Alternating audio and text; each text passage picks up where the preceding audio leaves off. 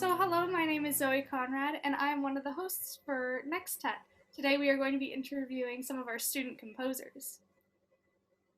Hi, my name's Brittany. I'm a senior composition major here at UNLV. I play piano, but I've recently started taking viola lessons. My influences as a composer come mostly from video game music and a little bit of jazz and pop. So in the future, I hope to become someone who writes also classical music, not also classical music, writes classical music, but also music for video games and music for film. So what are you working on in piano that could potentially influence your writing? Ooh. I've been working on a piece by a female composer called Melanie Bonnie that I just recently found out about, like a romantic composer that I had no idea existed until I was looking for music, and I was like, why wasn't I told that this exists? But yeah, I'm like, why didn't I know? But there's a piece that she wrote, it's a barcarolle in E flat major. It's so pretty. It's gorgeous. It's so good. It's like everything that's good about romantic music in like one piece. And I love romantic music. So it's like, I should really, as a pianist, try to like write more like this, like arpeggios, like these long, like flowing lines. Like that's really inspired me. Like, and I haven't had the chance to really put that into my music yet, but it's sitting there in the back of my mind now. Like, that's something I have to do. So your favorite emotion to evoke in people would be what? I mean, a lot of my music is like really happy in nature, really happy in nature, but there is like a soft spot in my heart for like sad music. Like, even though I may not write a lot of it, I'm always like, you know what I could do in this piece? Let's make this sad. Even if it doesn't last the whole time, this is going to be sad. And people are going to feel Really sad the about it. part and then go back. Yeah, and then we're going to go back. Just like happiness is still there, but remember, like, sad. That's fair. Yeah. So because of quarantine, obviously a lot of things had to change. What did you have to change with the mentality of writing your music? Or did you have to change anything at all? I mean, generally, as someone who's I'm a homebody and I've accepted that, and that's okay. So there really wasn't that much for me to change, honestly, except, I mean, it's different being like, I don't want to go out versus I cannot go out. Like, there's a difference. It's like having someone tell you that you can't do something and then all of a sudden you really want to do it. It's that kind of thing where it's like, normally I wouldn't want to just like go out to go out. But now it's like, I've been in my house for like 6 months. It's like, I'd love to just like go eat somewhere. But so, I mean, honestly, like writing wise, back to writing, composition wise. Yeah, I really don't feel like that much has changed for me. Like, I mean, maybe the fact that I have to look at my laptop all the time, that might be the only thing that has really changed. But even then, like, I've pretty much gotten used to it. So, yeah, nothing too big. Got you. So what are some pieces that you're working on right now? So currently I am working on 3 pieces, 2 of which are for choir, and then the other one is for Pirogue ensemble. I actually just finished the second choir piece like a week ago.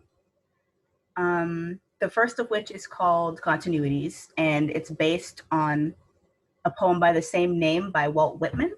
And this poem is about like the cycle of life and the cycle of nature, how nothing really ever ends. And the first line of that poem is nothing is ever really lost. And that like really stuck with me. And I was like, that needs to be a very important part in my piece. So I spent a lot of time like formulating like the melody and the harmony and what specific feelings I wanted for each line. And in that piece, the choir is accompanied by both a cello and a piano. So I wanted a lot of that piece to just be a dialogue between all the different instruments, like the choir and the cello and the piano. I didn't want anyone to just strictly be an accompaniment instrument. So, and then for Invitation to Love, which is the second piece that I just finished, it's a strictly a cappella piece. that's meant to sound a lot more free. And the text for that piece is by Paul Laurence Dunbar. And it's just about him saying how much he would love his love to come home, how he would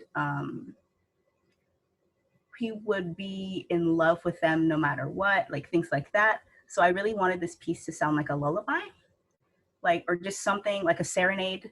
So I really wanted it to sound like this is a song that someone would sing to like their lover in like a really calm and chill like type of way. So like something that comes from the heart, because that's Not like Mahler. We're talking more Eric Whitacre, not Mahler. No. Yeah. So. And what about your third piece? Tell me about your third piece. Yeah, third piece. So this piece, I don't have a name for it yet. Struggling with a name. But yeah, it's hard. But this piece, it's about a minute and a half long right now. But the goal with it was to make it really free and like doesn't get stuck in any sort of meter. So it's just one of those pieces where I just have to take things as they happen instead of just like planning all of it out.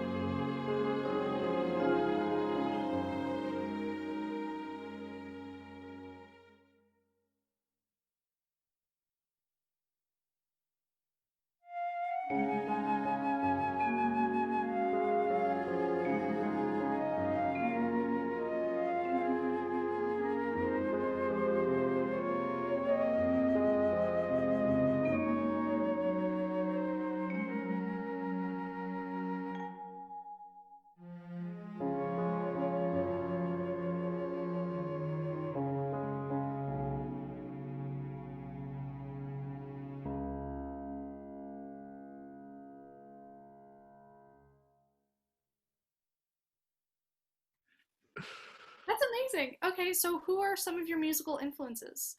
Reading Steve Lehman's dissertation when I was in college. The score to The Invisible Man I thought was really good. It's John Williams, like Obviously. duh. Olivier Messiaen as well. I have a first edition of Technique of My Musical Language. It's definitely one of my prized possessions. Like a big one that I've been into right now and I've been playing around with has been the score from Joker. George Pearl. I mean, the Harry Potter films were good. Like, I really love the score from those too. I never hate a song because I'm like, someone out there put their time and effort and like work into creating this, and I know how hard it is, so I can't just be like, I hate the song. A Tribe Called Quest. I really like their music. The Black Parade by My Chemical Romance. The Roots. I grew up listening to Michael W. Smith. You know, some of the greats of classical music and some of the greats of film scoring, and also this punk band from like 10 years ago. Them too. Gil Evans. And then Mark Shim. Well, and I don't have like country artists I listen to, but sometimes on the radio it'll like pop up randomly and I'm like, this kind of slaps. I'm Ricky and I am a junior at UNLV Composition. Still a newbie, but I still write music, so there's that. Okay, so you're a newbie. What new things are you working on as a newbie? Right now I'm learning how to write for things other than piano, so that's a step forward, but I'm still like stuck in that piano only kind of situation, but orchestration's helping with that. So there's that. So what are you most excited for with your compositions? For my compositions, I'm most excited to see like how it'll grow, since like for me at least, I get stuck a lot with technical stuff. So like before theory classes existed for me, like I would just write whatever and it'd be really easy. But as I got up from each theory level, I would start restricting myself to like what I learned, and then it became like more generic. So now I'm trying to break back out of that box. So yeah. Absolutely.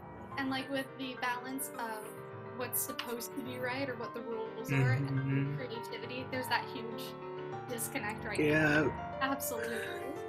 Drives me crazy, but it is what it is. I had to scrap because of this. Oh my god. Okay, so as you learn and you grow with your craft or your profession, as you grow with your profession, what do you hope to achieve in the future?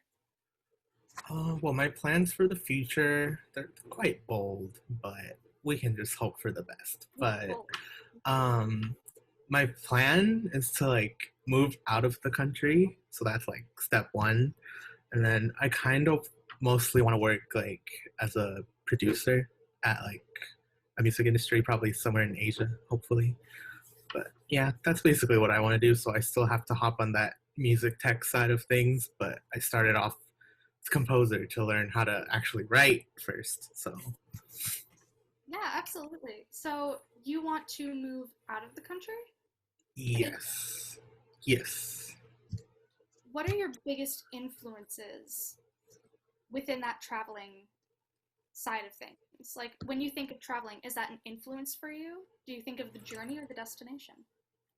Kind of thinking more of like the journey. So like it's like a new chapter in a way, because I'm like literally leaving where I've been my whole life or existence.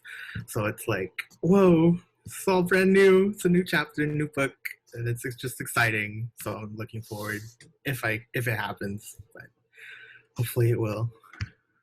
We're gonna knock on wood. Knock on wood. It's gonna happen. It's gonna happen. Period. Manifestation. Period. Manifestation. Absolutely. Okay, so what other things inspire you? It doesn't have to be musically, but through your creativity, what else inspires you? Like writing about like emotion, or like writing about like a story or like an area or a place or something like that. Growing up, like I started drawing, I started crafting. Hiking and mountain climbing and kayaking and all sorts of stuff. Speech rhythms, actually. Honestly, I really love just environments in games that just like give you that feeling. I do a lot of writing. I make costumes. I do prop making, all that sort of stuff. Every time I write, I try to think of like the visual of it, and I try to let you see it just through listening to the music. So. You get to create a character or create a world, or just considering different physical gestures. Poetry. See, that's a good point right there. So like writing choir pieces, like I guess you could say the poetry is inspirational. That's a good point. I'm going to go with poetry now. I'm going to change my answer and go with poetry.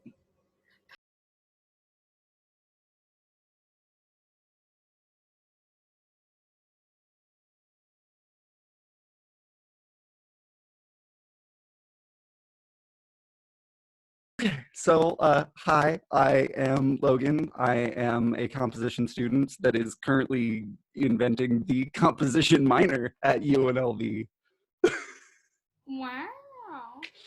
Yeah, that's a whole story. You're gonna have to tell this story now that you brought it up. You have. Okay, all right. So, the music minor is technically a thing, but it really feels like they don't want you to do that because, like, they don't they don't know what you have to take. They don't know like whether you have to do juries and when and all of this stuff. And then I go in and I'm like, so do the composition classes count towards, like, do the 451s count as lessons, and does like uh, does orchestration count for the theory portion and whatever? And she just flat up looks at me and she's like, I don't know. So Oh, no. I've had to do so much emailing back and forth and like customizing this thing. So like I have effectively invented what it is to be a composition minor. You mentioned guitar. Your main instrument is bass. Yep. Bass gang. It's right. Dang. There it is. You've seen it when I move. I'm Yep. usually blocking it. I feel horrible for blocking it. Yeah. You said Mine, stand-up bass, I was like, mine is depending on what program I'm using to do the video call. Sometimes the frame is big enough to include it, and sometimes it's not. So I'm always like, you just see the corner of the fingerboard right here. oh yeah. Okay, so you play bass. You play electric guitar, as you've mentioned. Yes. Both aspects. They're both string instruments, but they're both very different. Mhm. So, what has each instrument taught you as a composer? Well, I think bass, because that was my first instrument, actually. I picked that up in like middle school. That's a fun story too. I picked that up in like middle school, and it really gave me an appreciation for like the sort of the rhythmic and the basically everything I love about a lot of pieces is when the bass is doing some like pretty heavy staccato string runs, and it's just dun dun dun dun dun dun, dun. And you have to play bass to understand what that sound is and how to use it. And if you can, it's so much fun. And your bassists just look at you and they're just rocking out, and they're having such a good time. Absolutely. And so I think that's the best part of bass. Just, yeah.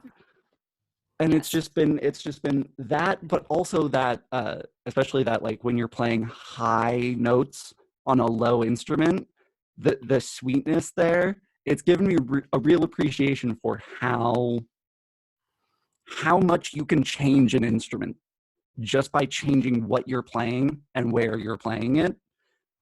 I think that's it's something unique to string instruments, especially, that how you play can change so much about what it sounds like. Absolutely. And how do you apply those things that you've learned to guitar? Guitar, especially coming from a rock background, a lot of that still applies of rocking out, especially in the lower end, and just being able to have fun with it, especially. And I think the same thing still applies there, that playing, especially, power chords down low and then playing like a guitar solo super up high, those are completely different sounds. And then obviously giant pedal board full of effects pedals changes everything. And so I think it's just given me, especially from a writing perspective, it just gives you a different sense of how to write. You don't need a lot of instruments to do different sounds. You just need to know what you can do with one instrument and change that into whatever sound you want to make. What project that is upcoming are you very excited to tell people about? Tell us about something that is upcoming that you're ready to share. So this semester, the thing that I'm sort of focusing on this semester, and we'll see if it gets done by the end of this semester, or maybe next semester's concert, I'll put it on there. I am doing a theme and variations piece, and basically wanting to go into film music, the way that I thought about a good exercise for it would be create a theme and make that be your character, and then tell a whole story by varying it into different styles and different feels the whole time, and change everything about it. But because it's the one theme, that'll be your character, and tell a whole story by changing it. And that's going to be so much fun. I'm still like, I'm still in the stage of like perfecting the theme. I haven't even started variations yet, but I'm so excited to get started on that because I feel like it's just going to be, it's going to be film composing boiled down to its basic essentials. And so that's going to be a lot of fun. Absolutely. And that sounds like a lot of fun. I'm really excited to hear this. Thank you. Like I said, hopefully it comes out sometime soon. Cross your fingers. You've talked about some of your writing. Mm-hmm. Tell us more about this. What's one piece that you're very proud of, or a couple pieces that you're very proud of that you're excited to share with people? Important to note that I probably want to do like film music. And so it's basically a different film genre, every single one.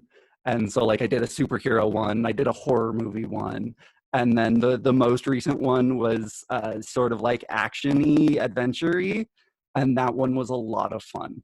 And I learned a lot with that one. Wow. Yeah, I did a lot of different stuff as well. So you're telling us like about scenes that you have in your mind. What scene was that for? So that one, ooh, it wasn't anything completely specific, but I tried to do, basically I tried to keep in mind just the like classic action movie images of the like chase scenes, especially like Batman style chase scenes where it's usually like it's silhouetted and they're running across rooftops and doing big jumps and stuff like that. And that's sort of the image that I had in my mind for most of it. And then there's like this, it transitions from it's been a minor the whole time and goes to major right at the end. And that's the superhero landing and getting away. That's the, the motion that it goes through.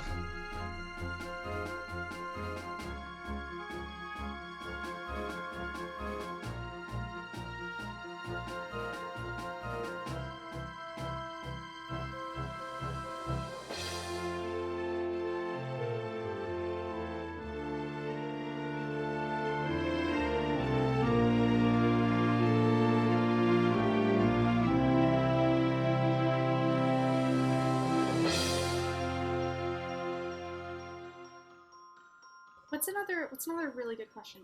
Halloween is coming up. What are you gonna be for Halloween? I'm gonna be myself eating candy for Halloween. Okay, well, I don't have a costume in real life, but what I do have is like 20 costumes on Animal Crossing. So this year, I'm going to be Kylo Ren from Star Wars. I don't really do Halloween. Animal Crossing. Who's your favorite villager? Lolly. Lolly is my absolute best friend and child and baby. Ever since like the original games, I've grown up with Lolly. What's your favorite board game and has it inspired you to write music? I don't know if I have a favorite board game. Like I used to play a lot of board games with my family when I was younger, like mainly Monopoly. But like, how do you even write a piece about Monopoly? Like I've never thought about that. So maybe that's something that I could do at some point. It's a good idea. But as of right now, I've never been like, Scrabble, I'm gonna write a piece about it. You know what? So, Scrabble, let's go. yeah. It's gonna be all like random chords and then something's gonna like work itself together. Or like you put the pieces in like any order and then you play it that way. That's kind of cool. That'd be really cool actually. Wait. Yeah. What other video games do you play? I played like a lot of games. A lot. Like, a little bit unhealthy, but I play like mostly on my computer. So there's like MMOs, so like the Asian Korean MMOs, which are like fighting monsters and all that. And then play like Overwatch, play League, Pokemon. I play Pokemon a lot too. There's just a lot of games. I don't know how to keep track of all of them. It's just whoosh. How has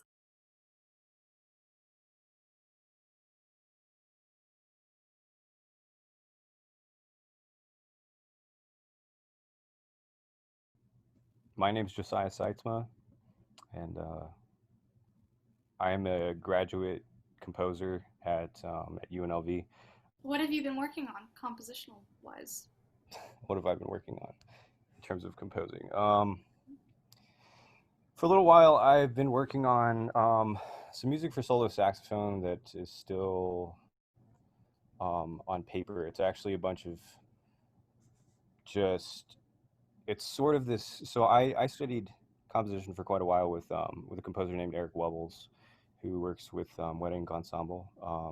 He plays piano for Wet Ink, and he and I discussed kind of putting together your own sort of language.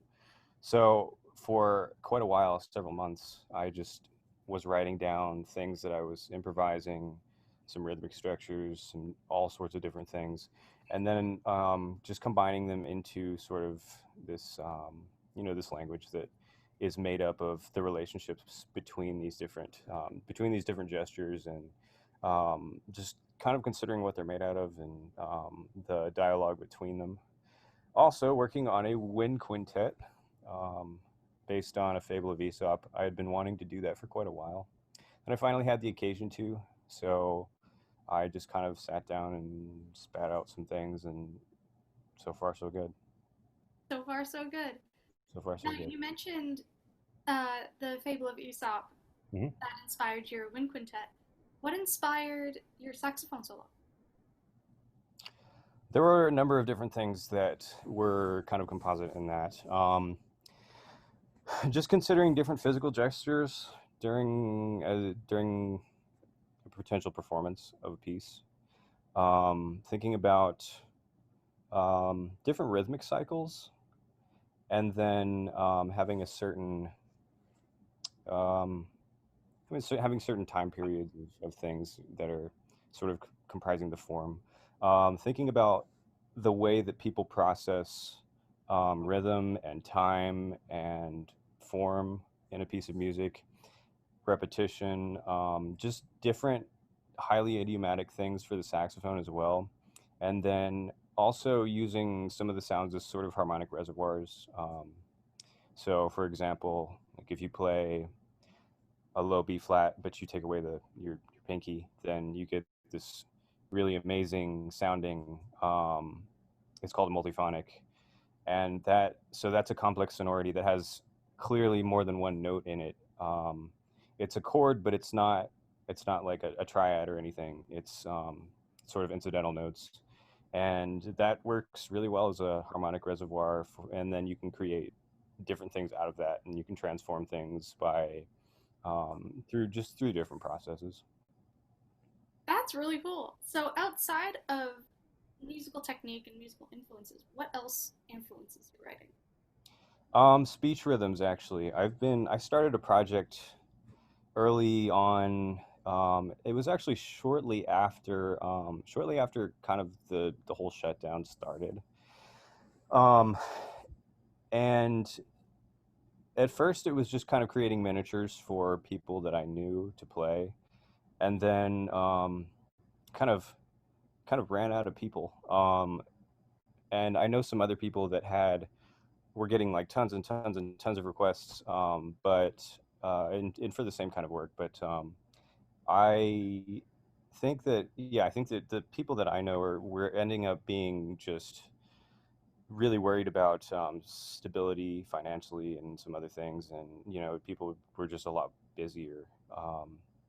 So I started a project where I was transcribing everything.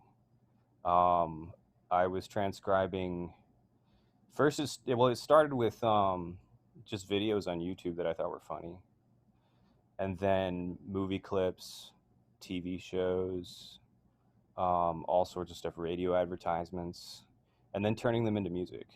Bueller. Bueller.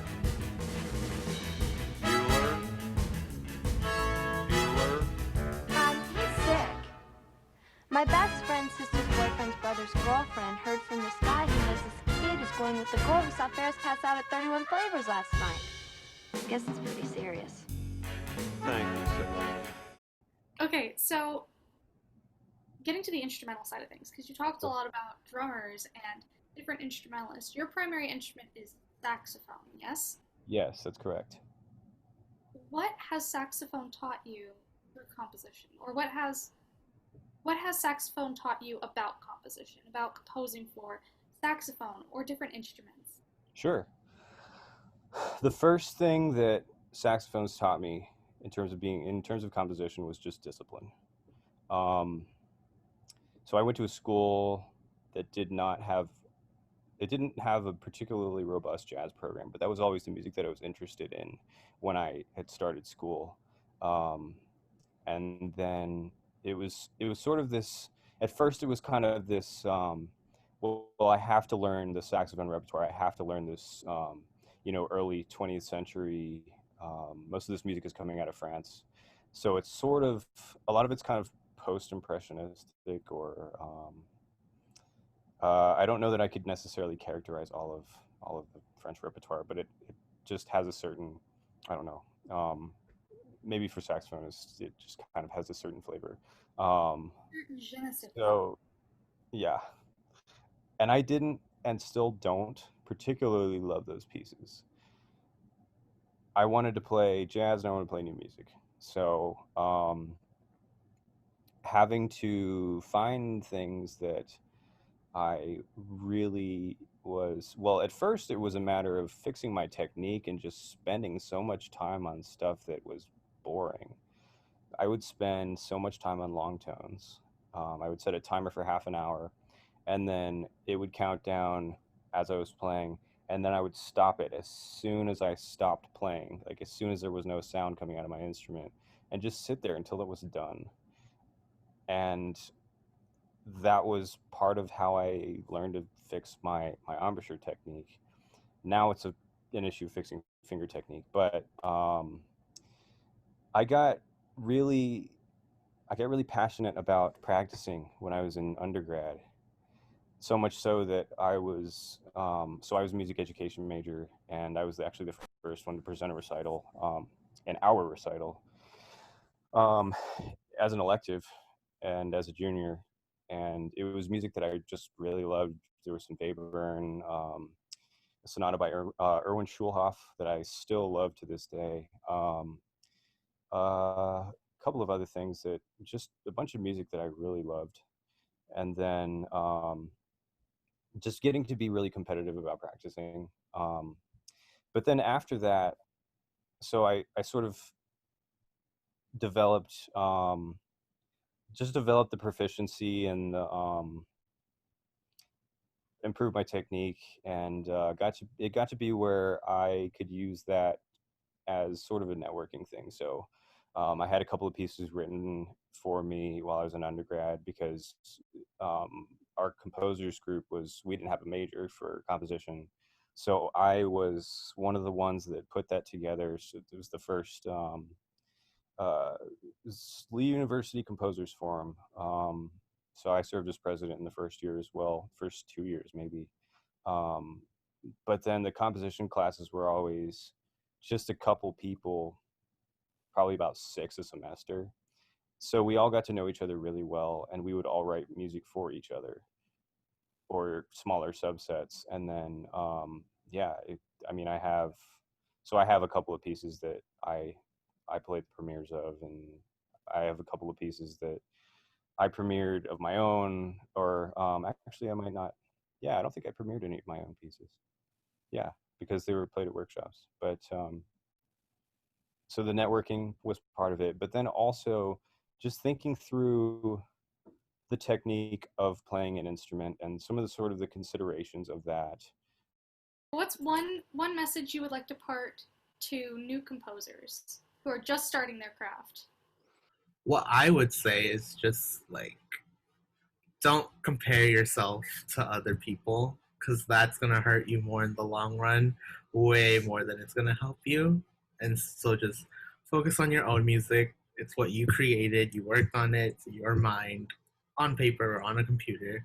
Either way, it's like your work, and be proud of it. Even if you don't like it that much, it's still something that you created and came up with. So just appreciate it. I say maybe just like hone your craft, because I know it's super hard to get into like media scoring. and there's not like one way to do it. It's not like you go one path and that's the only way to do it. I would say maybe just experiment and see what else you can do when it comes to film. And yeah, that's what I would go with. Just do it. Like, you're going to, I did a lot of theory, and I did a lot of whatever, and I learned theory for fun. So like I knew a lot of stuff. I had a lot of stuff up in here. And that's great, but you get to a point where you just feel like, I don't know, like there's obviously new stuff to learn, but at the same time, I don't feel like I'm using any of it. And that's because you're not. You have to actually be writing music. You have to actually be using it for it to feel useful. And so, like, I feel like I've learned more about the writing of music in the last few months. I've had a couple of projects of actually composing, doing like soundtrack work and stuff. I feel like I've learned more in that small space of time than I have in quite a long time of theory classes. That like, it's great to know the theory and it's important to know it, but at the same time, if you're not actually doing anything with it, it's not going to feel like you've learned anything yet. Absolutely. So it's just incorporating the things you learn into your craft and just going for it. Exactly. Like you're never going, and it's never going to stick if you don't just start writing, because it'll just go in one ear out the other if you don't actually put pencil to paper and figure out how to use it. I think that if I could go back and sort of learn from my mistakes, learn from my mistakes and kind of point out the things that I think were valuable. Don't waste opportunities. That would be one thing I would say, and I felt like that was something that I did very well with. I sort of made it a point to think of all the different opportunities that I was presented in undergrad as just these really golden opportunities, and trying to maintain relationships and stuff with other people that I'd met in the field, or guest artists or whatever. Second thing, just work really hard at it. I mean, if you're going to do something, be the best at it. Just like really really work on honing your craft, really work on seeking out criticism, and not taking it as an attack, but as a continuous opportunity to improve, and then just devoting tons of time to exploring things and making things happen for yourself. And that's hard to do, but it gets easier, and there's sort of an art to finding opportunities and making opportunities for yourself, because it's really not they're not just going to fall into your lap, especially when you're working in music. What else? And then don't be too hard on yourself. I mean, I feel like there's really two kinds of people. Like, there's people that aren't hard enough on themselves, and it's usually that looks like, I have all this music, but in terms of quality, like, it might be better to kind of condense things down to, this is really great, and I need to like really focus on this stuff and use this stuff. Or you have, and this would be, I feel like I was maybe sort of an extreme of this. I have written this stuff, and then within an hour it's like, oh, this sounds like, ew. I feel like this sounds like something that I would write, and I don't know what I'm doing, so I'm going to throw this away. And I did that for several years, and it was just so counterproductive, and it got me nowhere. So just keep working. Don't judge yourself too harshly. Yeah, that's part of it. Yep. Well, Logan wants us to wave. Oh yeah. So Ready? are we like counting down, or is it just? I think they're just like waving. Unless you want to count down, we can. Okay. Okay, let's do a countdown and just wave on sync. Okay. 3, 2, 1. Bye. That was cute. I appreciate this. Yep.